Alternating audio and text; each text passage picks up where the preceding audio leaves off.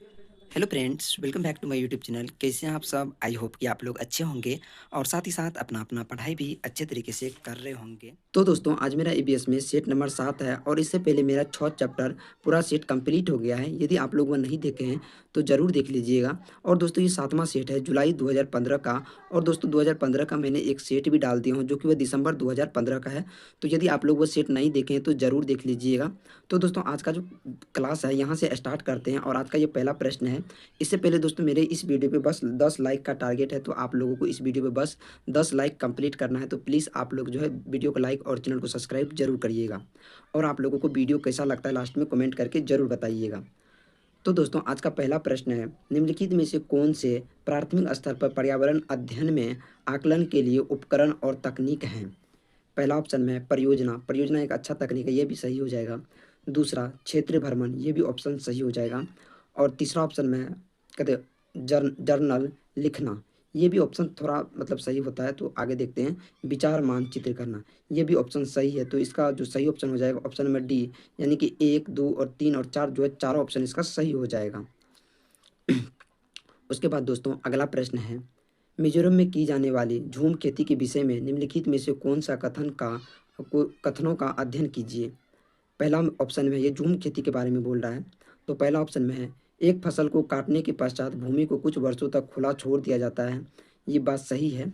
और दूसरा ऑप्शन में है, कहते इस भूमि पर उगने वाले बांस और खरपतवार को काट कर जला दिया जाता है, ये बात भी सही है। और तीसरा है, कहते बीज बोने से पहले भूमि की गहरी जुताई की जाती है। वहाँ पर जो गहरी जुताई नहीं किया जाता है क्योंकि उसको तो कुछ वर्षों के लिए छोड़ दिया जाता है ना, तो ये ऑप्शन गलत हो जाएगा। और चौथा ऑप्शन है, एक ही खेत में 3-4 विभिन्न प्रकार की फसलों उगाई जाती है, तो ये ऑप्शन भी जो है सही हो जाएगा।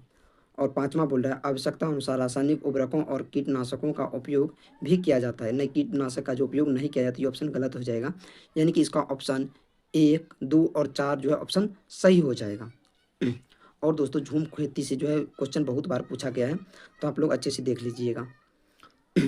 तो दोस्तों, आज का तीसरा प्रश्न है, पर्यावरण अध्ययन के शिक्षण से उन प्रक्रिया आधारित कौशल को बढ़ावा दिया जाना चाहिए जो पूछताछ आधारित प्रत्यक्ष अनुभवों के केंद्र बिंदु है।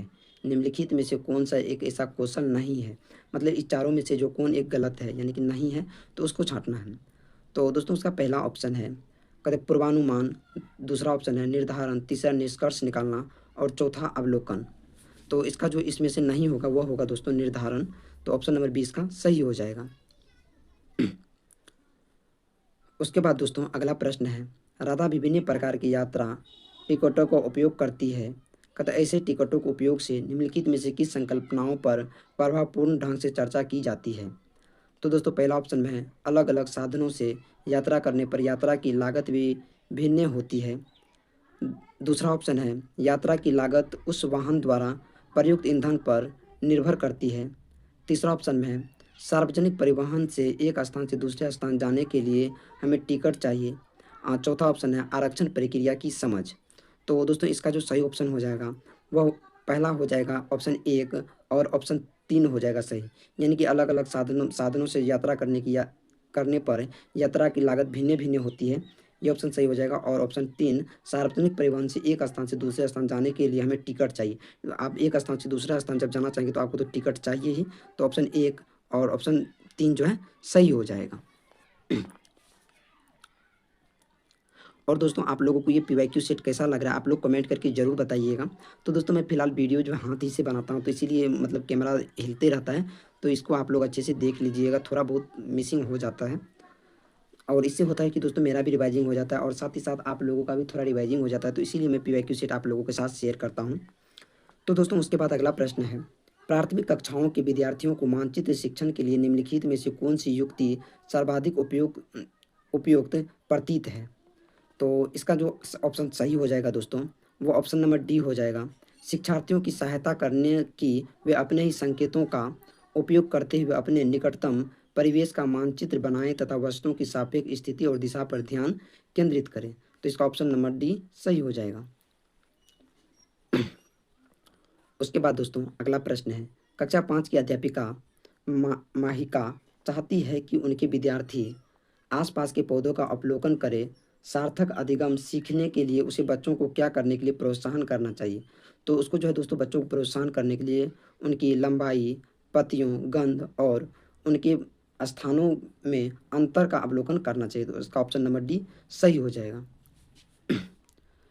थोड़ा दोस्तों क्वेश्चन बड़ा है, इसीलिए जो चारों ऑप्शन को नहीं पढ़ पाते हैं और टाइम भी उतना नहीं मिल पाता है, तो इसलिए आप लोग इसको अच्छे से देख लीजिएगा।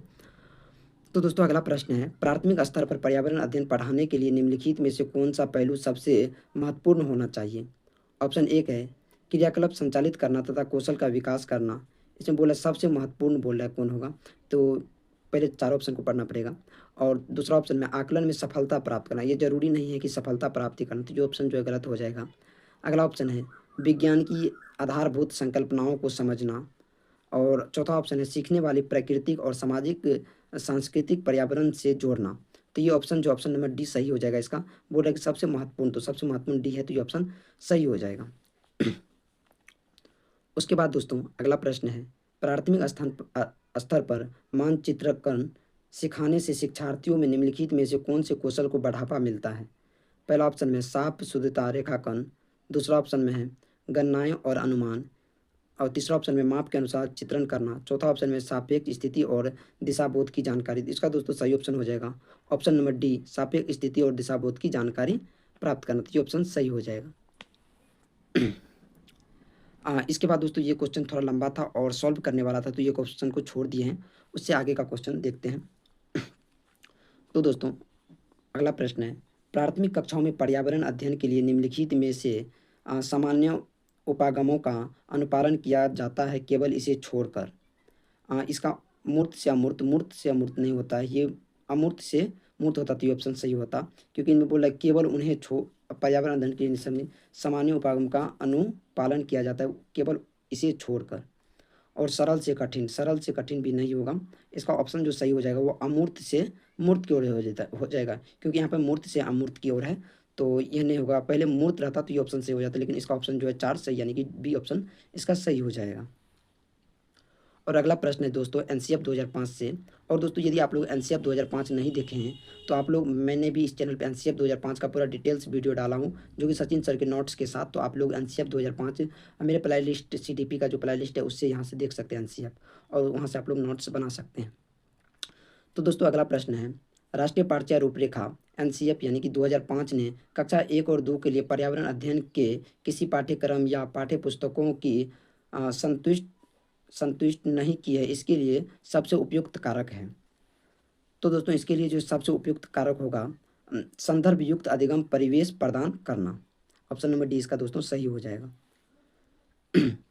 इसके बाद दोस्तों अगला प्रश्न है, एक अध्यापक को कक्षा 4 के विद्यार्थियों को हमारे देश के भोजन की सांस्कृतिक विविधताएं पढ़ानी है, इस विषय को पढ़ाने के लिए सर्वोत्तम विधि निम्नलिखित में से क्या है? इसका जो सही ऑप्शन हो जाएगा वो ऑप्शन नंबर बी हो जाएगा कि अपने देश के विभिन्न राज्यों के विभिन्न लोगों द्वारा खाए जाने वाले विभिन्न भोजन के बारे में विद्यार्थियों को प्रोजेक्ट यानी कि योजना दे। योजना जो है दोस्तों ये एक पॉजिटिव वर्ड्स के अंतर्गत भी आता है, तो ये ऑप्शन नंबर बी जो इसका सही हो जाएगा। तो दोस्तों उसके बाद अगला प्रश्न है, यदि हम पक्षियों का अवलोकन करते हैं तो हम यह पाते हैं कि अधिकांश पक्षी अपने गर्दन अत्यधिक हिलाते हैं। इसका कारण यह है कि पहला ऑप्शन में है अधिकांश पक्षियों के नेत्र स्थिर होते हैं और वह घूम नहीं सकते हैं। ये तो बिल्कुल ही सही बात है। तो अगला भी ऑप्शन पढ़ लेते, इनके कान ढके होते, कान ढके नहीं होते, तो ये ऑप्शन गलत हो जाएगा। पक्षियों के 2 नेत्र आँख होते हैं, ये भी ऑप्शन जो है गलत हो जाएगा, लेकिन इसमें क्वेश्चन कुछ अलग कर रहा है। और ऑप्शन 4 में है इसके नेत्र 2 विभिन्न वस्तुओं को एक ही समय पर फोकस कर सकते हैं।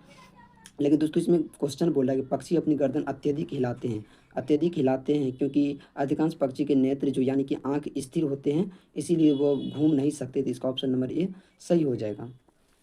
और उसके बाद दोस्तों अगला प्रश्न है, रीना आम पसंद करती है, वह इन्हें जोड़ों के लिए संरक्षण करना चाहती है, निम्नलिखित में से कौन सा तरीका संरक्षण के लिए सर्वाधिक उपयुक्त है? आम पसंद करते, आम का जोड़ा बनाना है दोस्तों, अचार और आम पापड़ बनाता है, जूस तैयार करना, जूस और वायु रोधी डिब्बों में संचित करना। आम का बोला है तो आम से रिलेटेड अचार और आम पापड़ बनाना, तो ये ऑप्शन जो है ये सही हो जाएगा। और दोस्तों आज का 15वां प्रश्न है, केरल के निकटतम राज्य क्या है? ये तो दोस्तों मानचित्र से रिलेटेड प्रश्न है, लेकिन इसका ऑप्शन केरल के निकटतम राज्य जो है वो कर्नाटक और तमिलनाडु है, तो इसका ऑप्शन नंबर डी हो जाएगा। तो दोस्तों इस सेट का जो है 15 क्वेश्चन पूरा हो गया है, और मैं एक दिन में 30 क्वेश्चन इसलिए नहीं कराता हूँ क्योंकि टाइम बहुत ही ज़्यादा लग पाता है और आप लोग को भी मतलब दिक्कत तो हो सकता है। और आप लोगों को कैसा लगा ये क्लास ज़रूर कमेंट करके बताइएगा, और लाइक एंड सब्सक्राइब ज़रूर करिएगा।